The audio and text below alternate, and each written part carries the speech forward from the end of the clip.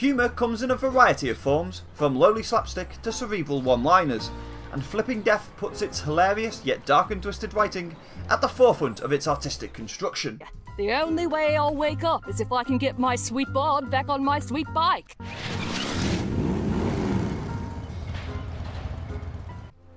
The protagonist, Penny, meets her unfortunate end early in the game, and her soul is transported to the flip side, where she gets mistaken as a temp for Death himself.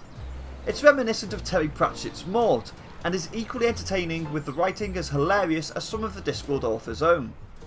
Need this scythe. Okay. And this cloak. Company policy. But... And I'm sure Lady Elderdo can provide any training you need. She clearly believes she knows what's best for everyone. After being given the Grim Reaper's trusty scythe and cloak, Penny gets tangled between freeing trapped ghosts on the other side and helping out the living in the town of Flatwood Pines. Players flip between the land of the living and its shadowy mirror by possessing characters who have not yet kicked the bucket. Doing so allows you to solve puzzles as Penny tries to figure out what's happened to her. Not only is the story itself side-splittingly hilarious, but each unique character brings rib-tickling problems to be solved too, whether it's tracking down a ghost's murderer or simply polishing off some decorating they didn't have a chance to finish before they snuffed it. Disgusting! Not nearly as delicious as it looks. Now I've got to rub this paint off on something. No. Oh.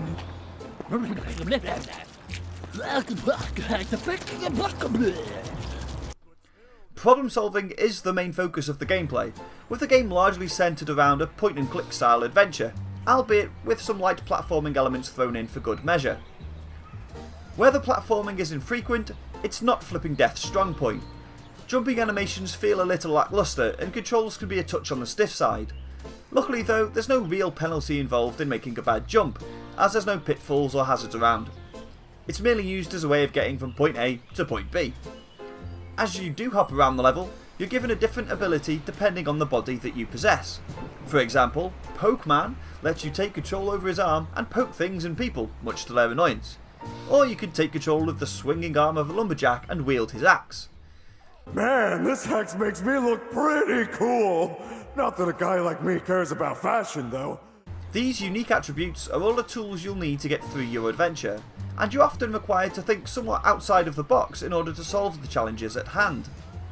The obscure nature of these solutions can be a little frustrating at first, but once you embrace the insanity of it all, they're just as pleasingly amusing as the dialogue that leads you to them. Damn bird, you poop in my pot, you start a war. And I'll be the one who ends it. Don't test me, bird. War is hell, and I'm about to bring one right to you. Characters are all brilliantly voiced throughout too, and possessing the living inhabitants of Flatwood Pines before listening to their thoughts often yields the clues you need to solve the townsfolk's problems. Story progression and character interaction continually build across the two realms as each story chapter slowly evolves. As you progress, you'll expand your reach into Flatwood Pines, and while new areas do open up in each chapter, gameplay is largely confined to the one town. A little extra variety in setting would have been nice. Visually though, Flipping Death is outstanding and easily one of the best looking games to hit the Switch so far. The hand-drawn characters and backgrounds laid out in a pseudo 3D environment are a real treat, and the characters bend and flex as they ragdoll around the environments.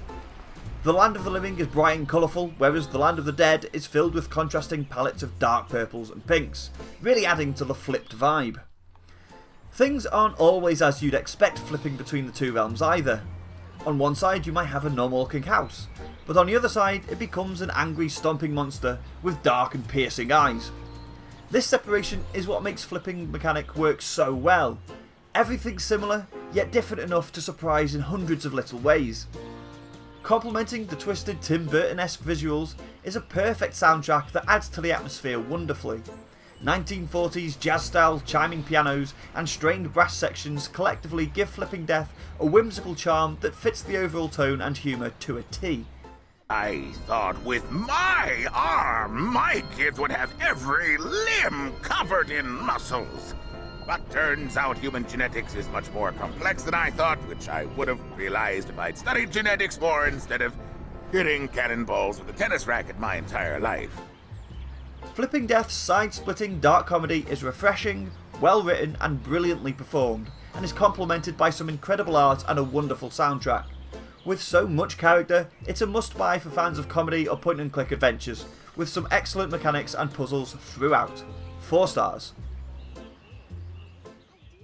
Thank you so much for watching. Be sure to subscribe, check out some of our other videos, and visit thenintendovillage.com, your home for everything Nintendo.